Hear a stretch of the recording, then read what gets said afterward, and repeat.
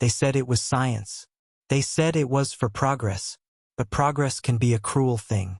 Because when humans experiment on other humans, lines blur, ethics fade, and science turns into something monstrous.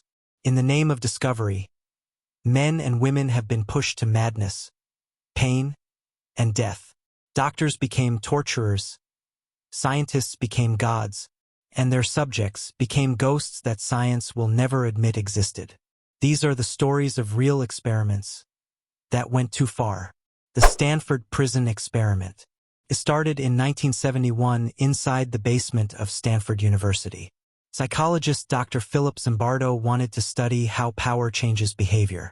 24 college students volunteered, all healthy, stable, ordinary young men.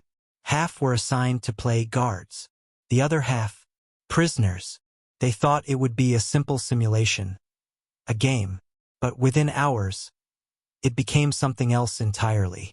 The guards began shouting orders, creating rules, and inventing punishments.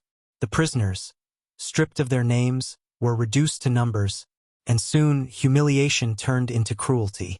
They forced prisoners to clean toilets with their bare hands, made them do push-ups until they collapsed, deprived them of sleep. And the shocking part? The guards weren't trained soldiers. They were just students becoming monsters through permission. Zimbardo himself got lost in the illusion. He played the role of prison warden, watching suffering unfold, without stopping it. Only after one of his own researchers begged him to end it did he realize how far things had gone. What was meant to last 2 weeks was shut down after just 6 days. The experiment proved one thing, that, under the right circumstances, ordinary people can become the very thing they fear most. Project MKUltra. At the height of the Cold War, the CIA became obsessed with one question: could the human mind be controlled? And so Project MKUltra was born. Between 1953 and 1973, thousands of people, soldiers, prisoners, even civilians, were used as test subjects. Many never knew it. They were drugged with LSD, hypnotized, and tortured, all in secret facilities hidden across the United States and Canada. The experiments were led by Dr. Sidney Gottlieb, a man who believed that through chemicals and trauma, you could erase a mind and rebuild it from scratch. One scientist, Frank Olson, began to question what they were doing. Without his knowledge, his colleagues slipped LSD into his drink. Days later, he fell from the 10th floor of a New York hotel. The CIA called it suicide. His family called it murder. Decades later, declassified documents revealed the truth. The CIA had been experimenting on hundreds of people, even children, in the hope of creating the perfect spy or the perfect slave. Most of the files were destroyed, but enough survived to remind the world that the search for control often begins by destroying the human soul. The sleep deprivation experiments. After World War II, whispers spread about Soviet scientists testing a new stimulant gas, one that could keep soldiers awake for weeks. 5 political prisoners were chosen. They were promised freedom if they stayed awake for 30 days. First, everything seemed fine. They talked, read books, ate their meals. But by day 5, something changed. They started arguing, whispering to themselves, staring into the dark corners of the chamber. By day 9, the screams began. When researchers tried to talk to them through the intercom, the prisoners begged them not to open the door. When the gas was finally turned off and the chamber was opened, the scientists stepped into a nightmare. The men were mutilated, their skin torn open, yet they were still alive, barely, begging to be kept awake. Officially, no records of this experiment exist. Many claim it's an urban legend, a ghost story of the Cold War. But some historians believe it was based on real sleep deprivation research tests that destroyed minds long before they destroyed bodies. And maybe that's why the story keeps on living. The Tuskegee syphilis study. Unlike the others, this experiment didn't happen in secret.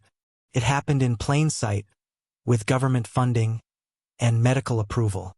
In 1932, the U.S. Public Health Service began a study in Tuskegee, Alabama.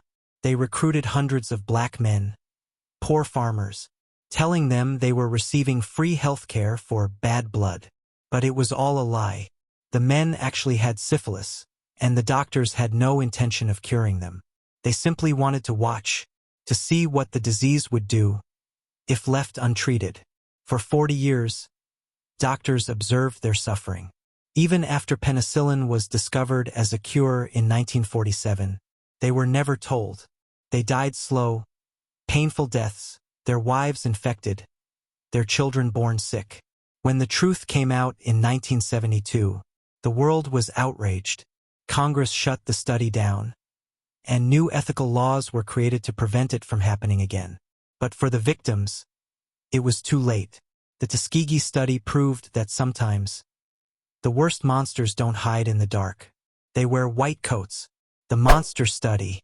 In 1939, in the quiet halls of the University of Iowa, a group of orphan children became subjects of an experiment they never consented to. It was led by speech pathologist Dr. Wendell Johnson and his graduate student Mary Tudor. Their goal was to understand how stuttering develops. But their method was pure cruelty disguised as science. They divided 22 children into two groups. The first group received positive speech therapy. They were praised for every word, encouraged, told they were perfect. The second group, the unlucky ones, were constantly criticized.